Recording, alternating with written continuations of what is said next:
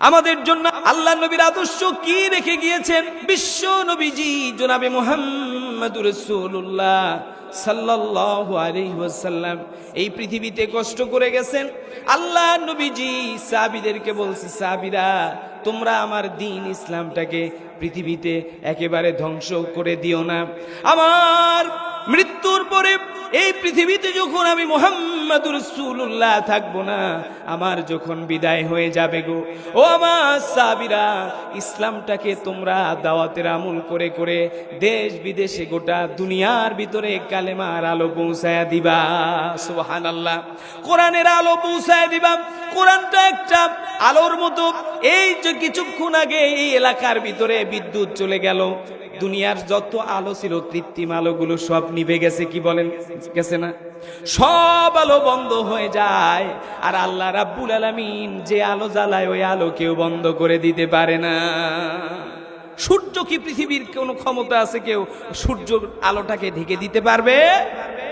চন্দ্রের যে আলো আল্লাহ পাক শাকপাল কমার, আল্লাহ পাক আসমানে যেই চন্দ্র সৃষ্টি করেছেন, এই চন্দ্রের মালিককে বলেন তো, চন্দ্র কার অর্ডার ফলো করে? সূর্য কার অর্ডার ফলো করে? একটা দিনের জন্য দেখেন, একটা মুহূর্তের জন্য সূর্য তার ডিউটি থেকে 1 মিনিট আগে পরে করেছে। যতদিন পৃথিবীতে কিয়ামত না হবে ততদিন পর্যন্ত আল্লাহর নির্দেশ মানতেই থাকবে। সুবহানাল্লাহ। আসমানের সূর্য আল্লাহর কথা শোনেন, আসমানের চন্দ্র আল্লাহর কথা শোনেন, আসমানের নক্ষত্রগুলো আল্লাহর কথা শোনে, সমুদ্রের তিমি মাছ আল্লাহর কথা শোনে, আসমান জমিনে তরুলতা গাছপালা যা আছে সব কিছু আমার আল্লাহর নির্দেশ মানে। কেবল মাত্র আমরা মানুষেরা, আমরাই শুধু আল্লাহ রাব্বুল আলামিনের কথা মানি না। ঠিক কিনা? এই জবাব হায়াত আল্লাহ দিলেন, অথচ হায়াত পাওয়ার পরে আমরা আল্লাহর কাজ করলাম না। প্রিয় আব্বা জানেরা, নবীজির জিন্দেগি কঠিন কষ্টের জিন্দেগি। আল্লাহ নবীজি এত কষ্ট করেছেন সারাটা জীবন। আমরা তো সুখ শান্তির ভিতরে আছি। এই যে শীতের ভিতরে আমাদের বাড়িতে উঁচু একটা জায়গায় আমরা শুয়ে পড়ি, আমাদের বিছানা আছে, কম্বল আছে, আমাদের লেপ কাঁথা আছে, বালিশ আছে। আল্লাহ নবীজি এমন কষ্ট করেছেন, এই উম্মতের টেনশন করতে গিয়া, উম্মতি করতে গিয়া আল্লাহর নবীজি নিজে নরম একটা বিছানা কোনোদিন ব্যবহার করেন নাই। আল্লাহর নবীজি কোনোদিন একটা বালিশ মাথার নিচে দিয়ে আরাম করেন নাই। বিশ্ব নবীজি জনাবে মুহাম্মদুর রাসূলুল্লাহ, উনি যখন মদিনার প্রেসিডেন্ট, এই অবস্থাতে সাহাবীরা গিয়ে দেখে নবীজির হুজুরার ভিতরে গিয়ে দেখেন আল্লাহ নবীজির হুজুরার ভিতরে নবীজি ঘুমিয়ে আছেন একটা খেজুরের পাতার বিছানার উপরে। আল্লাহ নবী ঘুমা, আল্লাহ নবীর মাথার নিচে একটা পাথর। সাহাবীরা জিজ্ঞাসা করলো, ইয়া রাসূলুল্লাহ, ইয়া হাবিবাল্লাহ, আপনার সাহাবী আছে, এমন ধনী ধনী সাহাবী আছে, আপনার সাহাবীদেরকে একটু বলবেন আপনার জন্য সুন্দর একটা বিছানার ব্যবস্থা করে দেবে, একটা বালিশের ব্যবস্থা করে দেবে। আল্লাহ নবীজি বললেন, ও আমার সাহাবীরা, আরাম করার জন্য, সুখ করার জন্য দুনিয়াতে আমি আসি নাই। আমি এসেছি শুধু পথ হারা আমার উম্মতদেরকে, জাহান্নামী মুখী আমার উম্মতদেরকে আল্লাহ রাব্বুল আলামিনের জান্নাতের পথ দেখানোর জন্য। আল্লাহু আকবার।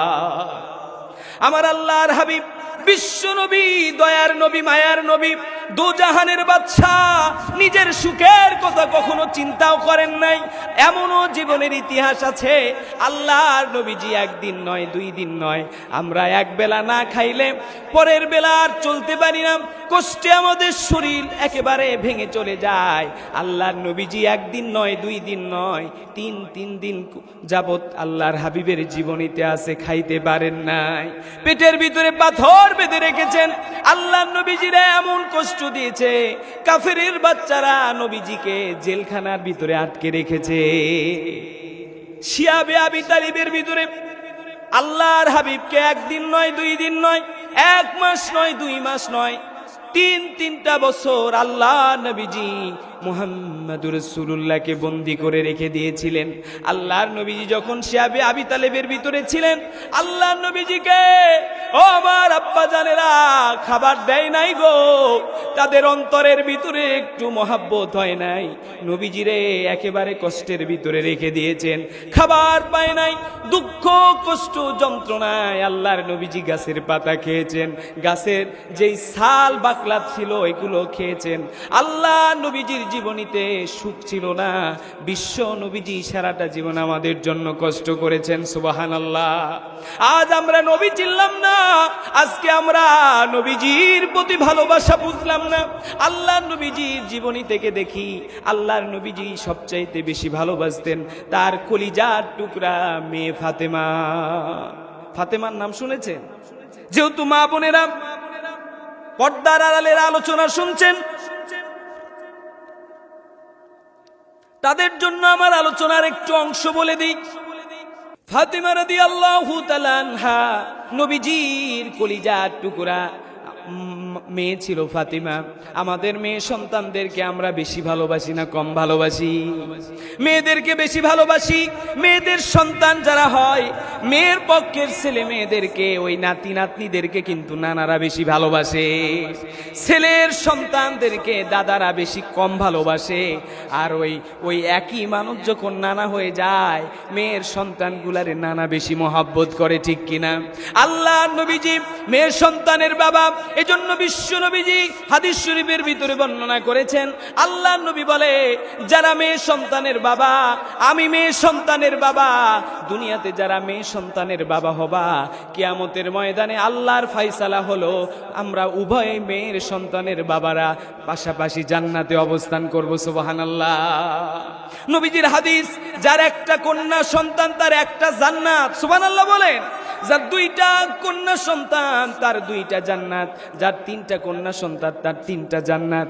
এর কারণ হলো আরবের বুকে যখন আইয়ামে জাহিলিয়াতের যুগ ছিল, আল্লাহ নবীজি যখন পৃথিবীতে কালেমার দাওয়াত প্রথম দেওয়া শুরু করেছিলেন, ওই মুহূর্তে কালেমার দাওয়াত যখন মানুষের কাছে কেবলই মাত্র প্রাথমিক অবস্থায় পৌঁছে যাচ্ছিল, এই অবস্থায় কাফেরের যারা মুশরিক ছিল, কাফির ছিল, মেয়েদেরকে সহ্য করতে পারতো না, মেয়েদেরকে কষ্ট দিত, জিন্দা মাটির নিচে দাফন করে দিত। এজন্য মেয়েদের মর্যাদা বাড়ানোর জন্য আল্লাহ পাক আল্লাহ নবীকে ঘোষণা করে দিল, ইয়া রাসূলুল্লাহ, ইয়া হাবিবাল্লাহ, মেয়ে সন্তান দুনিয়াতে আসার পরে অখুশি হওয়া যাবে না, দুঃখ পাওয়ার কারণ নাই, একটা মেয়ে সন্তানের বাবা একটা জান্নাতের মালিক। সুবহানাল্লাহ। আল্লাহ নবীজি মেয়ে সন্তানের বাবা, নবীজি বেশি মুহাব্বত করতেন চারজন কন্যার ভিতরে একজন ফাতিমারে। সুবহানাল্লাহ বলে। বড় মেয়েটাকে বেশি মুহাব্বত করতেন, বড় মেয়েটা হলো খাদিজাতুল কুবরা রাদিয়াল্লাহু তাআলা আনহা, ওনার মেয়ে। আল্লাহ নবীজির কলিজার টুকরা ফাতিমাকে মুহাব্বত করত, আর নবীজি ভালোবাসতো হাসান আর হুসাইন রে। আল্লাহ নবীজি নামাজ আদায় করতেন, হাসান হুসাইন এসে আল্লাহ নবীজির সঙ্গে নামাজ পড়তেন। ছোট্ট ছোট্ট দুইটা নাতি, না করতেন না কখনো। আমরা মসজিদে ছোট বাচ্চাদেরকে নিয়ে আসি কি আসি না? আল্লাহ নবীজি তার সাহাবীদেরকে বলেছেন, ও আমার সাহাবীরা, তোমাদের ছেলে সন্তানদেরকে মসজিদে নিয়ে আসবা, তারা এসে নামাজ পড়বে, খেলাধুলা করবে, তারা যখন মসজিদমুখী হবে পরের প্রজন্ম আস্তে আস্তে নামাজি তৈরি হয়ে যাবে। আর বাচ্চাদেরকে যদি মসজিদে না নিয়ে আসো, পরবর্তী সময়ে আর তোমরা মুক্তাদি খুঁজে পাবা না। বাচ্চাদেরকে মসজিদমুখী করতে হবে। আল্লাহ নবীজি জনাবে মুহাম্মদুর রাসূলুল্লাহ সাল্লাল্লাহু আলাইহি ওয়াসাল্লাম সাহাবীদেরকে বললাম, আমার সাহাবীরা, হাসান হুসাইন রে মাঝে মধ্যে নিয়ে আসি, তোমরা কি কষ্ট পাও?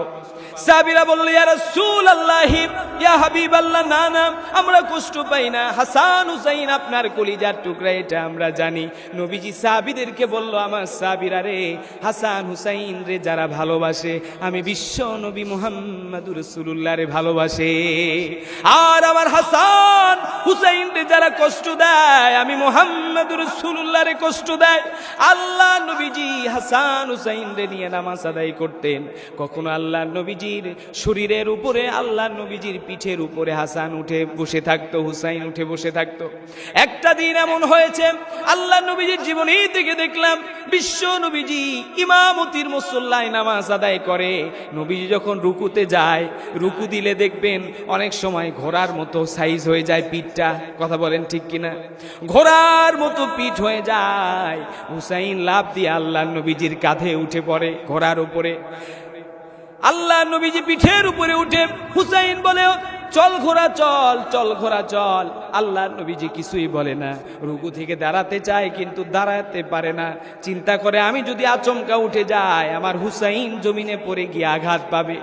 এভাবে করে দেরি হয়ে যায় রুকু করতে, আবার সিজদায় যায়। আল্লাহ নবীজির কলিজার টুকরা হাসান সিজদা দেওয়ার সময় পিঠের উপরে উঠে আবার এমনি খেলতে শুরু করে দেয়। আল্লাহ নবীজির জলিলুল কদর সাহাবী হাসান আর হুসাইন এইভাবে ছোট্টবেলা খেলা করতেন। আল্লাহ নবীজি নামাজ পড়তেন, সিজদা দীর্ঘ হয়ে যেত। সাহাবীরা বিরক্ত হবে চিন্তা করে, নবীজি মনে মনে কষ্ট পায়।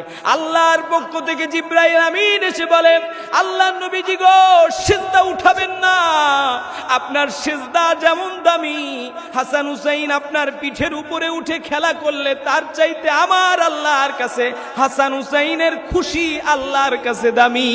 সুবহানাল্লাহ। আল্লাহ নবীজি হাসান হুসাইন রে এমন মোহাব্বত করতেন, এজন্য আমার আল্লাহ হাসান হুসাইনের পক্ষে রায় দিয়া দেয়। সুবহানাল্লাহ। আল্লাহ নবীজি নামাজ শেষ করলেন, দীর্ঘ রুকু সিজদার পরে সাহাবীদের দিকে তাকায়া বললেন, ও আমার সাহাবীরা, কষ্ট পাইছো তোমরা, কিছু বলবা? না না ইয়া রাসূলুল্লাহ, আমাদের কি বলার আছে? আপনি ইমাম সাহেব যদি নামাজ দীর্ঘ করে তাতেও মুক্তাদিদের কিছু করার নাই, আছে নাকি বলেন তো? অনেক ইমাম সাহেব যদি আত্তাহিয়াতু দুরূদ শরীফ দোয়া মাসুরা পড়তে দেরি হয়, পিছন থেকে দেখবেন হুজুর আমার শেষ, সিগন্যাল দেয় কি দেয় না? এইভাবে সিগন্যাল দেওয়া যাবে না। ইমাম সাহেব যতক্ষণ পর্যন্ত নিজের ইচ্ছা মতো সুন্দর করে দোয়া দুরুদ পড়ে সালাম না ফিরবে, ততক্ষণ পর্যন্ত আপনার কাজ হবে ইমাম সাহেবরে ফলো করা, ঠিক কিনা? যারা ইমামকে ফলো করে নামাজ পড়বে, ওদের নামাজ আল্লাহর দরবারে মঞ্জুর হবে। মসজিদের ইমামকে ফলো করা মুক্তাদিদের কাজ, আর বাংলাদেশের সাধারণ জনগণদেরকে নেতৃত্ব ফলো করা, এমপি মন্ত্রীদের ফলো করা তাদের কাজ, কথা বলেন ঠিক কিনা? মসজিদের ইমাম যেমন নামাজ আদায় করে শৃঙ্খলা দিয়া, তেমনি ভাবে একজন চেয়ারম্যান, মেম্বার, এমপি মন্ত্রী তারা এলাকার ভিতরে শৃঙ্খলা বজায় রেখে বাকি জনগণকে নেতৃত্ব দিয়া তাদেরকেও কল্যাণের দিকে ধাবিত করতে পারে। নবীজি যেমন নবী ছিলেন, আল্লাহ নবীজি নেতাও ছিলেন। আল্লাহ নবীজি উত্তম একজন শ্রেষ্ঠ বাবা ছিলেন, শ্রেষ্ঠ স্বামী ছিলেন। আল্লাহর নবীজি শ্রেষ্ঠ একজন অভিভাবক ছিলেন। সুবহানাল্লাহ। নবীজি নামাজ শেষ করে মেম্বরে বসে সাহাবীদের উদ্দেশ্য করে বলল, আমার সাহাবীরা, কষ্ট পেয়েছো নাকি? দীর্ঘ সময় রুকু করলাম, সিজদা করলাম। বলে, না ইয়া রাসূলুল্লাহ, আমরা কষ্ট পাই নাই। তবে এত দীর্ঘ সময় কেন আপনি সিজদায় ছিলেন, রুকুই ছিলেন? আল্লাহ নবীজি বলল, আমি তো উঠতেই চাচ্ছিলাম। জিবরাইল এসে আমার কানে কানে বলল, ইয়া রাসূলুল্লাহ, ইয়া হাবিবাল্লাহ, আপনি সিজদা উঠাবেন না হুসাইন যতক্ষণ পর্যন্ত আপনার পিঠ থেকে নেমে যায়। আল্লাহ নবীজি বলল, ও আমার সাহাবীরা, জানো নাকি আমার চাইতে মর্যাদার দিক দিয়া, নানার দিকের মর্যাদার দিক দিয়া আমার হাসান হুসাইন সবচাইতে বেশি উত্তম। সুবহানাল্লাহ। সাহাবীরা অবাক। হুসাইনকে বলা হলো, ও হুসাইন ও হাসান, বলো তো তোমাদের মর্যাদা বেশি না মুহাম্মদুর রাসূলুল্লাহর মর্যাদা বেশি? হুসাইন হাসান দুইজন খুব চালাক ছিল, ব্রেনিয়ান, বুদ্ধিমান বেশি। তাদের অন্তরের ভিতরে আল্লাহর ভয় ছিল, নবীজির মহাব্বত ছিল, আর মাথার ভিতরে আল্লাহ প্রদত্ত জ্ঞান একেবারে মেলাদন্নি দিয়ে ভরপুর ছিল। সুবহানাল্লাহ। উপস্থিত জ্ঞান ছিল অনেক বেশি। হযরতে হাসান হুসাইন সাহাবীরা জিজ্ঞাসা করলো, ও আমার হাসান, ও আমার হুসাইন, বলো তো দেখি মর্যাদার দিক দিয়া তোমরা নবীর চাইতে বেশি না আল্লাহর নবীজি আল্লাহর কাছে বেশি মর্যাদাবান? হাসান হাসান হুসাইন বলল, ও নানার সাহাবীরা, আল্লাহ চাইলে মর্যাদা আমাদেরই বেশি, কারণ নবীজির মর্যাদা একটা জায়গায় সীমাবদ্ধ, আর আমাদের মর্যাদা এক জায়গায় নয়, হাজার হাজার জায়গায় আল্লাহ আমাদের মর্যাদা দিয়েছে। সুবহানাল্লাহ। আল হাসান ওয়াল হুসাইন সাইয়্যিদাশ শাবাবি আহলিল জান্নাহ, বলেন আল্লাহু আকবার। আল্লাহ নবীজি বর্ণনা করে হাসান আর হুসাইন দুইজন হবে জান্নাতি পুরুষদের সর্দার। কিয়ামতের ময়দানে সমস্ত নেতারা পানি খাওয়ার সময় পাবে না। গণতন্ত্র দিয়া, সমাজতন্ত্র দিয়া, তন্ত্র মন্ত্র দিয়া যারা দুনিয়া শাসন করেছে, শোষণ করেছে, এই তন্ত্র মন্ত্রের নেতারা নিজেরা নফসি নফসি বলে চিৎকার করতে থাকবে। ওই সময় আখিরাতের নেতৃত্বে হাসান আর হুসাইন আপনাদের হাত ধরে জাহান্নামী মুখী উম্মতদেরকে, নবীর উম্মতদেরকে জান্নাতের পথে নিয়ে যাবে। হাসান হুসাইন রাদিয়াল্লাহু তাআলা আনহুম আজমাইন, নবীজির কলিজার টুকরা দুইটা নাতি, তারা সাহাবীদেরকে বলল, আল্লাহর নবীর সাহাবী ও নানার সাহাবীরা, তোমরা অবাক হবা, নবীজির মর্যাদার দিকে হয়তোবা তার মর্যাদা আল্লাহর কাছে বাড়তে পারে, বেশি হতে পারে, নবীর চাইতে কোনো অংশে আমাদের মর্যাদা কিন্তু কম নয়। উমর রাদিয়াল্লাহু তাআলা রাগী ছিলেন। আল্লাহ নবীজির নরম সাহাবী ছিলেন আবু বকর, আর গরম সাহাবী ছিলেন উমর। একটা রাষ্ট্র পরিচালনা করার জন্য নরম মানুষেরও দরকার আছে, গরম মানুষেরও দরকার আছে না নাই? বর্তমান জামাতের যিনি সভাপতি, জামাতের যিনি আমির ডক্টর শফিকুর রহমান, ইনি গরম মানুষ, নরম মানুষ? নরম। আবার সেই সময়ে মতিউর রহমান নিজামী রহমতুল্লাহ আলাই, উনি ছিলেন আমির, নায়েবে আমির ছিলেন আল্লামা দেলোয়ার হোসেন সাইদি, ঠিক কিনা? ওনার এক একটা বক্তব্য অগ্নিঝরা বক্তব্য ছিল, কাফেরের কলিজায় আগুন লেগে যেত। কথা বলেন ঠিক কিনা? এটা তারা সহ্য করতে পারে নাই, এজন্য ধরো, জেলে ভরো, আর ফাঁসিতে ঝুলায় দাও। এখন তো তারা ক্ষমতায় নাই, চাইলে তো আইন দিয়ে আর আটকাতে পারবে না, এজন্য তারা বন্দুকধারী ভাড়া করেছে। আজকে পত্রিকায় দেখলাম বিদেশি সাংবাদিক কিছু তথ্য দিল, এই ওসমান হাদিকে কলকাতার ভিতরে তারা পরামর্শ করে কিভাবে তাকে খতম করা যায়, কত টাকা বাজেট দিয়ে, লক্ষ কোটি টাকা ওসমান হাদিকে মারার জন্য তারা ব্যয় করেছে। আজ তারা ওসমান হাদিকে বিচ্ছিন্ন করার জন্য, বাংলাদেশের ইতিহাস থেকে মুছে ফেলার জন্য তাকে গুলি করেছে। আর গোটা বাংলাদেশ আজ সবাই বলতেছে আমরা হাদি হব, হাদি মরে যায় নাই, প্রত্যেকটা বাড়িতে বাড়িতে একটা করে হাদি তৈরি হয়ে গেছে। কথা বলেন ঠিক কিনা? এজন্য তোমরা যাকে মিশে ফেলে দিতে চাও, আমার আল্লাহ তার মর্যাদা বাড়ায় দেয়। সুবহানাল্লাহ বলেন।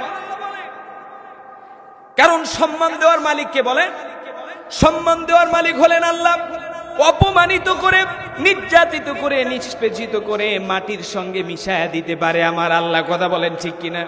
দুনিয়ার ক্ষমতা অল্প কয়েকদিনের ক্ষমতা, এই ক্ষমতার জন্য তোমরা মানুষকে মানুষ মনে করো না, অসহায় মানুষগুলারে গুলি করে করে পাখির মতো মেরে ফেলছো। এই 5ই আগস্টের ভিতরে কত ছাত্রদেরকে এই জালিমদের হাত থেকে 5 বছরের শিশু হেলিকপ্টার দিয়া গুলি করে মেরেছে, আপনারা জানেন। এভাবে মেরে মেরে কেউ ক্ষমতায় থাকতে পারে না। আমার আল্লাহ ক্ষমতা দেওয়ার মালিক, আল্লাহ ক্ষমতা ছিনিয়ে নিয়ে পথের ভিখারি বানানোর মালিক। কথা বলেন ঠিক কিনা? আপনাদের এই অত্র অঞ্চলের মানুষ আল্লামা হাবিবুর রহমান যুক্তিবাদীর ওয়াজ শুনে থাকবেন। উনি ওনার কণ্ঠে বলতেন, নদীরে কুল গড়ে ও কুল ভাঙে, এই তো নদীর খেলা, সকাল বেলার ধনীরে তুই ফকির সন্ধ্যা বেলা। ক্ষমতার মালিক তুমি, পাওয়ার দেখাও, তুমি অসহায় মানুষদের বুকে গুলি করো। আজ তোমার ক্ষমতা আছে, এমন সময় আসবে তোমার ক্ষমতা থেকে কান ধরে নিচে নামায়া মানুষের জুতার বাড়ি তোমার কপালে থাকবে, ঠিক কিনা? ওয়াসিয়াল কুরসিয়্যুহুস সামাওয়াতি ওয়াল আরদ। আল্লাহ পাক কোরআনুল কারীমে আয়াতুল কুরসির ভিতরে বললেন আসমান আর জমিনের ভিতরে যত কুরসি আছে, চেয়ার আছে, চেয়ারে আমি আল্লাহ মানুষরে সম্মান দিয়ে বসাই, আবার এই সম্মানিত চেয়ার থেকে আমার অবাধ্য হলে লাত্তি দিয়া নামায় অপমানিত করি। ঠিক কি না? যেই ট্রাইব্যুনালে আল্লামা সাইদির ফাঁসি হয়েছে ওই ট্রাইব্যুনালই আছে কিন্তু শেখ হাসিনার ফাঁসির রায় হয়েছে। কথা বলেন ঠিক কি না? ওই আন্তর্জাতিক অপরাধ ট্রাইব্যুনালই আছে। আজ মতিউর রহমান নিজামী নাই, কাদের মোল্লা নাই, আল্লামা সাইদি নাই, উসমান হাদিও নাই, কিন্তু ট্রাইব্যুনাল আছে। তুমি কলকাতা ভারতে তোমার স্বামীর বাড়িতে গিয়ে পরকিয়া করছো। কথা বলেন ঠিক কিনা? এই দুশ্চরিত্রা রমণী আওয়ামী ফাসিস্ট শেখ হাসিনা এদেশের ইসলাম প্রিয় জনতার বুকে গুলি করেছে। কথা বলেন ঠিক কিনা? আমরা সব সহ্য করব, ইসলামের উপরে কোনো আঘাত সহ্য করব না। ঠিক কিনা? সব সহ্য করে বাংলাদেশের মুসলমান, কিন্তু কোরআনের উপরে কেউ আঘাত করলে, নবীজির সঙ্গে বেঈমানি করলে, অপমান অপদস্থ করলে বাঙালি মেনে নেয় না। কথা বলেন ঠিক কিনা? আজ পত্রিকায় আপনারা দেখে থাকবেন বাংলাদেশের এক জায়গায় এক জেলায় আল্লাহর নবীকে কটূক্তি করেছে, ওরে গাছের সঙ্গে ঝুলাইয়া তাওহীদি জনতা এমন মারা মারছে ও দুনিয়ার থেকে বিদায় নিয়ে চলে গেছে। এই কাফেরের বাচ্চা, তুমি মুসলমানদেরকে ক্ষমতার দম্ভ দেখাও। আমরা মুসলমানদের কাছে পারমাণবিক অস্ত্র নাই। আছে নাকি বাংলাদেশে কোনো পারমাণবিক অস্ত্র আছে?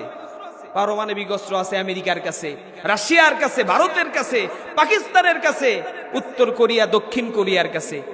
আমাদের কাছে কোনো পারমাণবিক অস্ত্র, আমাদের কাছে কোনো যুদ্ধের বিমান নাই, সেই পরিমাণ কোনো গোলা বারুদ নাই, কিচ্ছু লাগবে না। আল্লাহর পক্ষ থেকে আমাদের কাছে একটা অস্ত্র আছে, সেই অস্ত্রের নাম আল কোরআন। কোরআন এক হাতে নিয়ে মুসলমান যুদ্ধ করবে, এক হাতে তরবারি থাকবে আর এক হাতে থাকবে কোরআন। মুসলমানদেরকে পৃথিবীর কোনো শক্তি নাস্তানাবুদ করতে পারবে না, পরাজিত করতে পারবে না। আমাদের ইতিহাস হলো বিজয় অর্জন করার ইতিহাস। আমাদের ইতিহাস হলো কাফিরদেরকে একেবারে সমূলে ধ্বংস করে দেওয়ার ইতিহাস। গোটা পৃথিবী এক সময় মুসলমানরাই শাসন করেছে। কথা বলেন ঠিক কিনা? এই ভারতবর্ষ মুসলমানদের ছিল, এই ভারতবর্ষের লাল কেল্লা মুসলমানের, এই ভারতবর্ষের বাবরি মসজিদ মুসলমানের। কথা বলেন ঠিক কিনা? এই যে মসজিদ, আপনাদের এই মসজিদকে আপনারা মুহাব্বত করেন, কলিজা দিয়ে ভালোবাসেন। ও আমার আব্বা জানেরা, আল্লাহর কসম করে বলি, পৃথিবীর কোনো ক্ষমতার কোনো মালিক যদি এসে বলে মসজিদটা ভেঙে ফেলবো, মসজিদটা ধ্বংস করে ফেলবো, বলেন তো এই গ্রামের কোনো মানুষ যারা জীবনে নামাজও পড়ে না, তারা এসে মসজিদের ওয়ালে দাঁড়ায় বলবে আগে আমাদের জীবনটা নাও, তারপরে মসজিদে হাত দাও। কথা বলেন ঠিক কিনা? এজন্য আমার প্রিয় ভাইরা, ইসলামের জন্য কোনো আপদ চলবে না। ইসলামের মতো চলবে, কোরআনের আইন, কোরআনের আইনের মতো চলবে। পৃথিবীর কোনো শক্তিধর কোনো কিছু কোরআনের আলোকে নিভায়া দিতে পারবে না। কথা বলেন ঠিক কিনা? কোরআনুল হাকিম আল্লাহ পাক বলেন ইউরিদুনা লিউতফিউ নূরাল্লাহি বিআফওয়াহিহিম ওয়াল্লাহু মুতিম্মু নূরিহি ওয়ালাউ কারিহাল কাফিরুন। আল্লাহু আকবার। আল্লাহ পাক বলেন ইউরিদুনা লিউতফিউ নূরাল্লাহ, আল্লাহর নূরকে দুনিয়ার কোনো ক্ষমতাবান নিভায়া দিতে পারবে না ফু দিয়া। বলেন তো দেখি, সূর্যের আলোকেও ফু দিয়ে নিভাতে পারবে? চাঁদের আলোকে ফু দিয়ে নিভাতে পারবে? এই পৃথিবীতে আল্লাহর সৃষ্টি করা যত নূর আছে, আলো আছে, পৃথিবীর কোনো ক্ষমতা নাই এই আলোকে নিভায়া দিতে পারে। আল্লাহর আলোকে যারাই ফু দিয়ে নিভাতে যাবে, ওই আগুনে তারাই পড়ে ভস্ম হয়ে যাবে। কথা বলেন ঠিক কিনা? এজন্য যারাই বাতিল হয়ে যারা হককে মোকাবেলা করতে আসবে, হক সারা জীবন হক থাকবে, পরাজিত হবে না। বাতিল পরাজিত হয়ে অপমানিত অপদস্থ হবে। কথা বলেন ঠিক কিনা? এই দেশে প্রধানমন্ত্রী ছিল, এই বেহায়া প্রধানমন্ত্রী বলছিল 2050 সাল পর্যন্ত থাকবে, না 41 সাল পর্যন্ত। 41 সাল বলছিল না? এই আওয়াজটা বলেন, বলে নাই? তাইলে দেখেন 41 সাল আসছে, 24 সালে ওর সানডে মানডে কলস করে দিছে। কথা কোন ঠিক কিনা? তুমি 41 সাল পর্যন্ত থাকবা, আমার আল্লাহর ফয়সালা শ্রেষ্ঠ ফয়সালা। তুমি 41 সাল কেন? জোহরের নামাজ পড়া ও নাকি তাহাজ্জুদের নামাজ পড়তো, আর ওই গণভবন থেকে এত বড় বড় মদের বোতল বাড়াইছে, মানে কি মদ খাইয়ে নামাজে দাঁড়াইতো। কি কথা কোন ঠিক কিনা? এ ছিল মুনাফিক, এ ছিল আল্লাহর দুশমন, নবীজির দুশমন, আওয়ামী শক্তি। এরা এমন এক পাওয়ার, এমন বাড়ায় গেল কেন? এমন এক শক্তি ইসলাম যেখানে এরা আঘাত করেছে বারে বারে ইসলামের উপরে, ঠিক কিনা? ইসলামকে বারে বারে কষ্ট দিয়েছে। যারা ইসলামকে লালন করে, ইসলাম পালন করে, টুপিওয়ালা, দাড়িওয়ালা, জুব্বাওয়ালা, পাঞ্জাবিওয়ালাদের উপরে নির্যাতন নিপীড়নের স্টিম রোলার চালাইছে। আল্লাহ পাক আসমান থেকে সবকিছু দেখেন, দেখেন কি দেখেন না? ওয়াল্লাহু আলিমুম বিজাতুস সুদূর। আল্লাহ পাক অন্তরের খবর জানে। বলে ও হাসিনা, ও ফাসিস সরকার, তুমি তো চিন্তা করছো ক্ষমতা থেকে যাবা না, তুমি জোহরের সময় দুপুরের খাবার রেডি করছো, আমি আল্লাহ তোমার এই খাবারটাও খাইতে দেব না। বিমানে উঠায়া দিয়া এমন দৌড়ানি দিছে, জোহরের খাবার তো খাইতেই পারে নাই। সাধারণ জনগণ তার খাবারগুলো হরিলোড করে খাইছে। কথা বলেন ঠিক কিনা? ওই দিন আমিও ঢাকা শহরে, আমিও হেঁটে হেঁটে প্রায় ৬-৭ কিলো রাস্তায় হেঁটে, ঢাকা উত্তরা থেকে হেঁটে হেঁটে সংসদ ভবন পর্যন্ত গিয়ে দেখি সংসদ ভবন সহ গণভবনের অস্তিত্ব আগের মতো নাই। প্রাসাদ তৈরি করে। নমরুদও বলেছিল আমি বড় খোদা, ফেরাউনও বলেছিল আমার মতো পাওয়ার আর পৃথিবীতে কারো নাই। কিন্তু আল্লাহ কি বলে? তোদেরকে ওই ঘুড়ি আকাশে উড়ে মাগরিব পর্যন্ত, কিন্তু ঘুড়ির ওই ফিতা যে সুতা থাকে, এটা যার কাছে থাকে ও বলে উঠতে থাকো। মাগরিবের আজান যখন হয়ে যায় তখন ওইটা সুতা ধরে টানে, আস্তে করে পায়ের কাছে এসে পড়ে যায়। কথা বলেন ঠিক কিনা? এজন্য ঘুড়ি তুমি উঠতে থাকো, এমন অবস্থা তোমার করব তুমি কোনো জায়গা পাবা না, লুকানোর মতো ইঁদুরের গর্ত খুঁজে পাবা না। আল্লামা সাইদি বলতো, ও ফাসিস্ট, ও ইসলাম বিদ্বেষীরা, তোমরা আমাদেরকে পাকিস্তানের রাজাকার বলো, আমাদেরকে তোমরা রাজাকার বলো, আমাদেরকে আশামস বলো, আমরাই তো বেশি দিনকে মোহাব্বত করি, দেশকে ভালোবাসি। আপনারা বাংলাদেশের ইতিহাস দেখবেন, যুগে যুগে এই দেশের জন্য যারা প্রথম সারিতে জীবন দিয়েছে তারা বেশিরভাগ ছিল ইসলামের পক্ষে, কোরআনের পক্ষে, দ্বীনের পক্ষে। তারা সাচ্চা এক একটা মুসলমান ছিল। কথা বলেন ঠিক কিনা? এই বাংলাদেশের এক সূর্য সন্তান ছিল মাওলানা ভাসানী। কি নাম? মাওলানা ভাসানী। বঙ্গবন্ধুরও আদর্শিক বড় নেতা।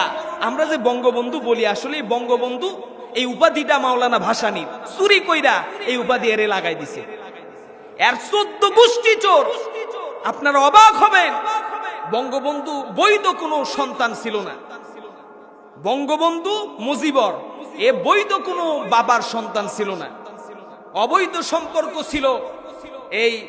এই মুজিবরের মায়ের সম্পর্ক করেছিল কলকাতায় এক হিন্দুর সঙ্গে।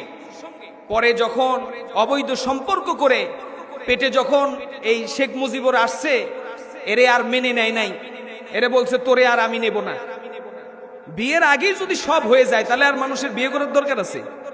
বর্তমান সময়ে পুরো বাংলাদেশে দেখবেন অবৈধ সম্পর্কের ছড়াছড়ি চলছে।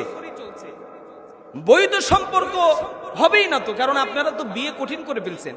বিয়ে করতে গেলেই বলে আমার কি বলে মোটর সাইকেল দিতে হবে। কি দিতে হবে? প্রাইভেট কার দিতে হবে, স্বর্ণ দিতে হবে 10 ভরি, স্বর্ণের যে দাম, এগুলো শর্ত সহজ করে দিতে হবে। যেই সমাজে বিয়ে কঠিন সেই সমাজে জেনা সহজ হয়ে যায়, আর যেই সমাজে জেনা কঠিন সেই সমাজে বিয়ে সহজ হয়ে যায়। আমাদেরকে ছেলে মেয়েদেরকে বিয়ে সহজ করে দিতে হবে, তাইলে জেনা কম হবে। আর এই মোটর সাইকেল, আহা, মনে পড়ে গেল আপনাদের এই এলাকারই একটা ছেলে আজকে মহিপুরে, এই মহিপুরে জামতলাতে আমি অ্যাক্সিডেন্ট করে ওখানে স্পট ডেড হয়ে গেছে। রিফাত, তাই না? না রাফিউল ইসলাম রাফি। ছাত্র শিবিরের একজন ছেলে ছিল, শেরপুর শহীদিয়া কামিল মাদ্রাসার, এই বছর আলিম পাস করেছে, ভার্সিটি অ্যাডমিশন দেবে। আল্লাহ, কি নুরানি চেহারা, আবার কোরআনের হাফেজও ছিল। আল্লাহ পাক ভালো মানুষদেরকে বেশি দিন পৃথিবীতে রাখেন না, কারণ এই ভালো মানুষের দুনিয়া না। আর দুনিয়া সিজনুল মুমিনিন ওয়াল জান্নাতুল লিল কাফিরিন, দুনিয়াটা মুমিনদের জন্য হলো জেলখানা, আর কাফেরদের জন্য এই দুনিয়াটা হলো বালাখানা, জান্নাতের মতো। দেখবেন আপনি ইমানদার, আপনি মুত্তাকি, আপনি 5 ওয়াক্ত নামাজ পড়েন, রোজা করেন, হজ করেন, যাকাত দেন, ঈমান অবস্থায় আছেন, বিপদ বালা মুসিবত সব আপনার কাঁধের উপরে এসে ভর করবে। এক বিপদ না যাইতে আর এক বিপদ এসে মাথার উপরে উঠে বসবে। কথা বলেন ঠিক কিনা? আর যারা আল্লাহ মানে না, রাসূল মানে না, কোরআন মানে না, আল্লাহ রাব্বুল আলামিনের দ্বীন মানে না, আল্লাহর প্রতি বিশ্বাস রাখে না, ওরা দেখবেন এত শান শৌকতে চলে, এসি বাড়ি, এসি গাড়ি, এত সুন্দর জীবন যাপন করে। আল্লাহ বলে ওদের জন্য দুনিয়াটা জান্নাত বানায় দিলাম। আর মুমিন যারা, ও মুমিনেরা, তোমাদের জন্য ওয়াদা, ইন্নাল্লাযীনা আমানু ওয়া আমিলুস সলিহাতি কানাত লাহুম জান্নাতুল ফিরদাউসি নুজুলা। আল্লাহু আকবার।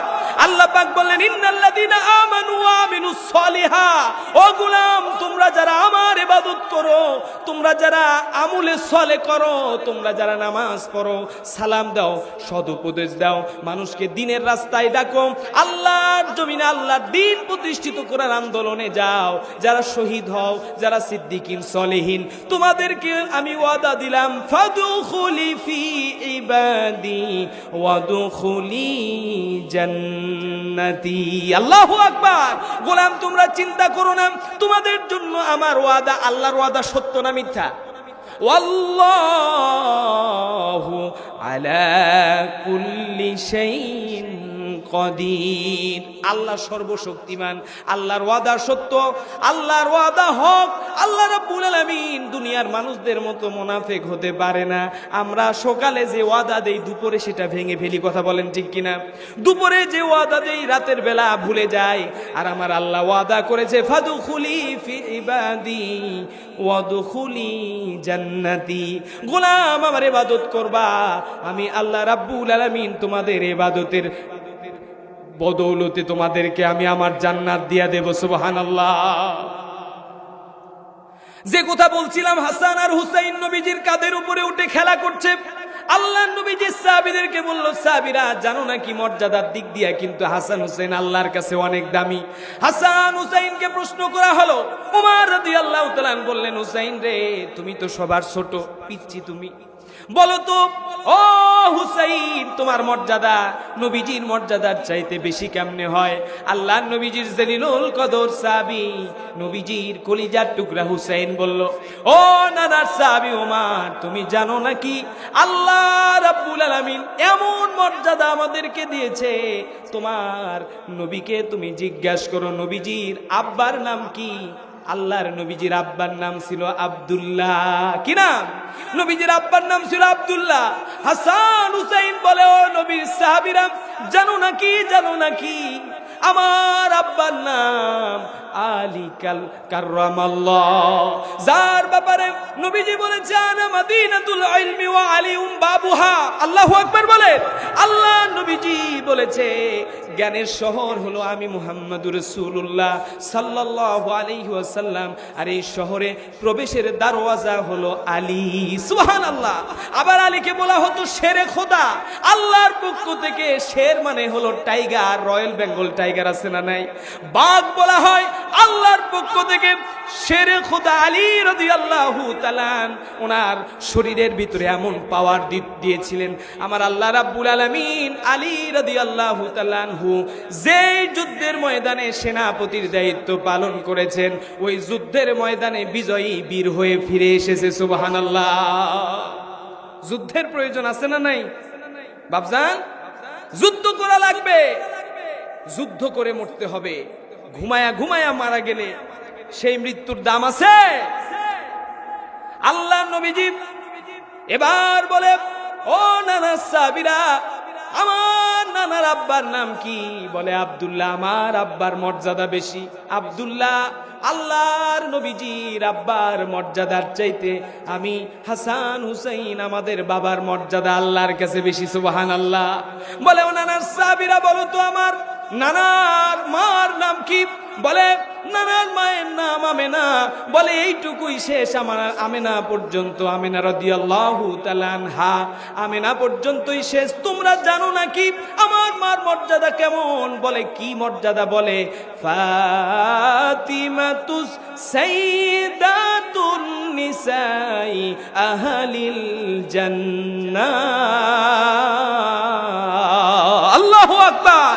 বলে ও নানার সাহাবীরা, জানো নাকি, জানো নাকি আমার মা শুধু আমেনা না, নবীজি বলেছে যত পৃথিবীর রমণী আছে, আল্লাহ রাব্বুল আলামিন যত পৃথিবীতে তার বান্দি পৃথিবীতে পাঠাইছে, মহিলা যারা আছে সমস্ত মেয়ে মানুষদের, মা বোনদের জান্নাতি সর্দারিনী হবে ফাতেমা।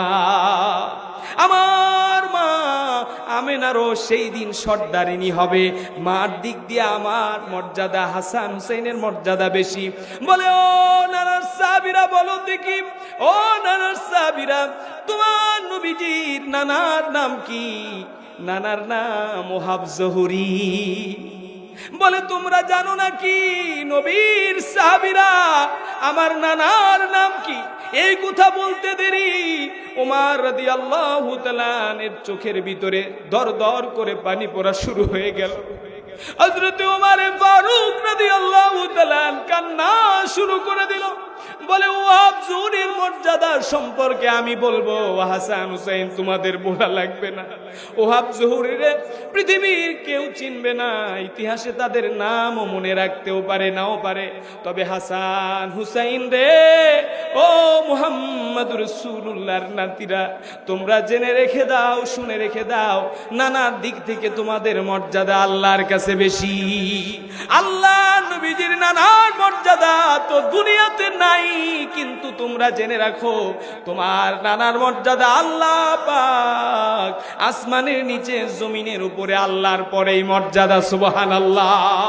আল্লাহর পরে যার মর্যাদা, জনাবে মুহাম্মদুর রাসূলুল্লাহর মর্যাদা, নবীর ভালোবাসা যার অন্তরের ভিতরে আছে, আমার আব্বা জানেরা তাদের মর্যাদা আল্লাহ পাক জান্নাত পর্যন্ত আমার আল্লাহ পৌঁছায়া দেবে। সুবহানাল্লাহ।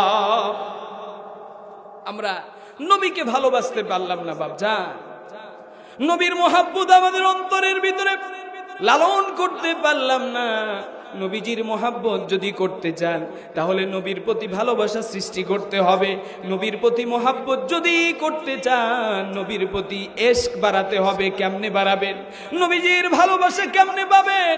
আল্লাহ নবী বলে দিন একেবারে কমপ্লিট হয়ে গেছে, দিন পূর্ণ হয়ে গেছে। এরপরে যদি কোনো কাফিরেরা, কোনো নাস্তিকেরা আল্লাহর দিনকে যদি আঘাত করতে আসে, ইসলামকে আঘাত করতে আসে, এই যে বলছিলাম মসজিদে যদি কেউ আঘাত করতে আসে, আমরা কি শুধু শুধু বসে থাকবো নাকি বলেন? এই যে বাবরি মসজিদ ভারতে ভেঙে ফেলেছে, আর একটা বাবরি মসজিদ হচ্ছে, আপনারা খবরের ভিতরে দেখে থাকবেন। বাবরি মসজিদের প্রয়োজন 300 কোটি টাকা, 500 কোটি পার হয়ে গেছে। সুবহানাল্লাহ বলবেন না? এই মসজিদ কি শুরু থেকে এইভাবে টাইলস করা ছিল না আগে টিন সেট, তারপরে একটু ছাদ করছেন, তারপরে এই অবস্থা এত বড় হয়ে গেছে? কথা বলেন ঠিক কিনা? আল্লাহর ঘর কিন্তু কখনো গরিব থাকে না, এটা অটোমেটিক বড় লোক হয়ে যায়। কারণ আল্লাহ যে ধনী, ধনী মানুষের বাড়ি কি ফকিন্নির মতো থাকে? এই আওয়াজটা বলেন না কেন? এই গ্রামের ভিতরে যাদের ধন সম্পদ বেশি তাদের বাড়ি, আর যারা ভ্যান চালক, রিক্সা চালক, যারা গরিব মানুষ জমিতে কাজ করে খায় তাদের বাড়ি দেখবেন, আর ধনী মানুষদের বাড়ি দেখবেন, দুইজনের বাড়ি কিন্তু আলাদা। কথা বলেন ঠিক কিনা? আল্লাহ পাক কুরআনুল কারীমের ভিতরে বললেন, আল্লাহু গনিয়্যু ওয়া আনতুমুল ফুকারা, আমি আল্লাহ ধনী, আমার সম্পদের কোনো অভাব নাই, ধন দৌলত সব আমার কাছে, আর পৃথিবীর সবাই হলো আমার কাছে ফকির। এক ভিখারি এলাকার ভিতরে সে সময় সম্রাট আকবর বেঁচে, সম্রাট আকবরের জামানার এক ভিখারি ভিক্ষা করে। একজন পরামর্শ দিল ভিখারি, সম্রাটের কাছে সবাই গিয়ে এত কিছু চায়, আর তুমি যাইতে পারো না? সম্রাট যদি একবার তোমার ভিক্ষাই দেয়, আমার ভিক্ষা দেওয়া আর সম্রাটের ভিক্ষা দেওয়ার মধ্যে পার্থক্য আছে না নাই? তুমি যাই একবার চাই দেখো, যদি যদি লাইগা যায়, লটারি আছে না, যদি লেগেই যায় একবারে যা দেবে এটা দিয়ে সারা জীবন চলে যাবে। ভিখারি এবার যায়, সম্রাট নামাজে দাঁড়িয়ে আল্লাহর কাছে প্রার্থনা করে, রব্বুল আলামিন তোমার দরবারে আমার মতো এত বড় ভিখারি আর কেউ নাই। এদিকে ভিখারি কান পেতে জানালা দিয়ে শোনে সম্রাট নিজে আল্লাহর কাছে নিজেকে ভিখারি দাবি করছে। ভিখারি এবার চিন্তা করে আর কাছে আর চাইবো না, সম্রাটের কাছে চাইতে আসছিলাম, না না আর কিছুই চাওয়ার প্রয়োজন নাই, নিজের থেকে সে নিজেই ফকির মনে করছে, আর কোনো কিছুর চাওয়ার দরকার নাই। আল্লাহর এই গোলাম ভিখারি বের হয়ে চলে যায়। সম্রাট পিছন থেকে ডাক দিয়ে বলে, ও ভিখারি কি দরকার, কোনো কিছুর দরকার আছে নাকি, আমার কাছে আসছো নাকি? বলে আসছিলাম, তবে মহারাজ সম্রাট আপনার কাছে চাইবো না, আপনি যাই নামাজে বসে চোখের পানি ছেড়ে দিয়া যে রব্বে কাবার কাছে চাইছেন, আমি যদি চাই ওই রব্বুল আলামিনের কাছেই চাইবো, আপনার মতো ফকিরের কাছে আমার কোনো চাওয়া না। চাওয়া লাগবে কার কাছে? আল্লাহর কাছে, কারণ আল্লাহ সবকিছু দিতে পারেন, ঠিক না? আমার প্রিয় আব্বা জানেরাম, পর্দার আড়ালের মা বোনেরাম, খেয়াল করে আরেকটা কথা বলে আমি আলোচনার ইতি টানবো, বেশি কষ্ট আর দেব না, যেহেতু 11:30 বেজে গেছে প্রায়।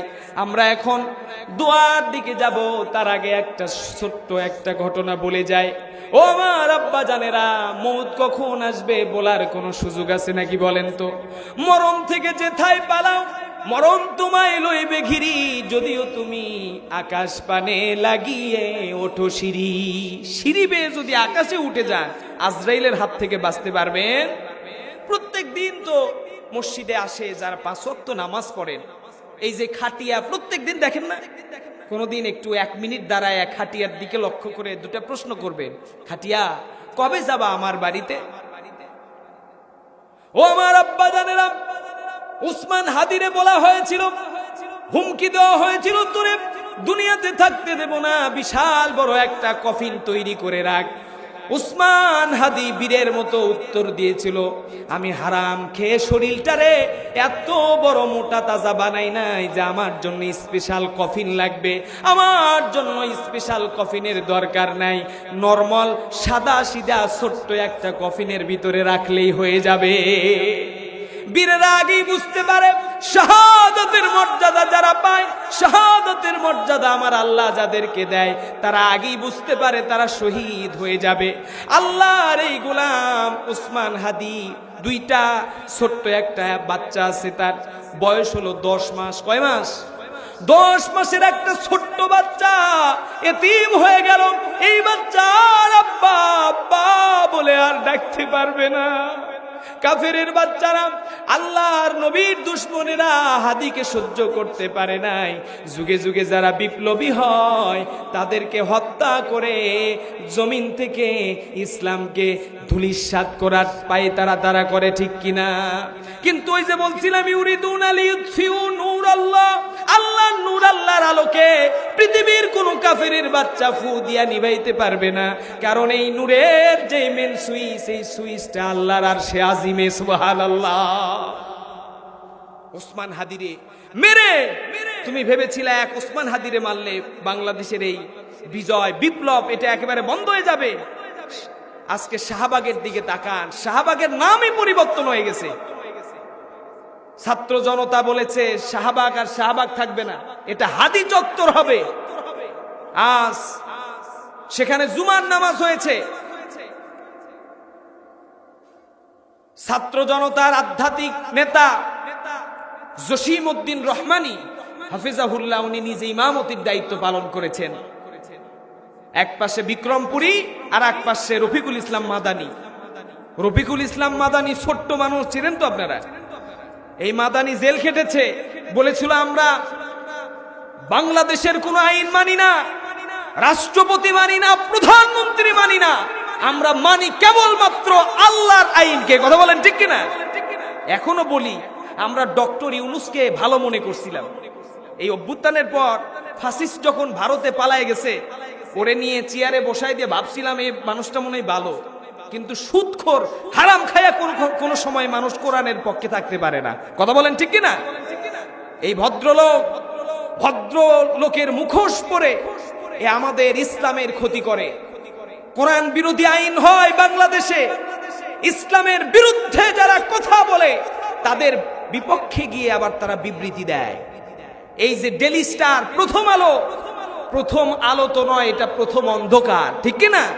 আল্লামা সাইদি বলতো এদেশের কিছু সংবাদপত্র আছে, সংবাদপত্রগুলো এমন, এই সংবাদপত্র দিয়ে ঢিলা কুলুপ করাও জায়েজ নাই।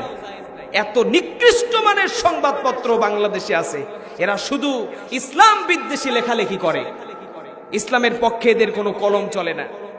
আজ প্রথম আলোর অফিস পুড়ে দিয়েছে সাধারণ জনতা, ডেইলি স্টারের অফিস পুড়ে দিয়েছে। সুশীলদের কলিজায় আগুন লেগে গেছে, সুশীলদের অন্তর জ্বালা শুরু হয়ে গেছে। কেন?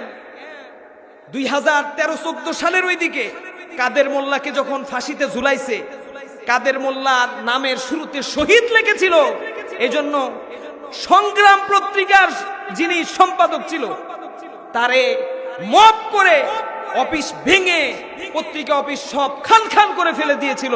এই সুশীলগিরি কই ছিল সেই দিন?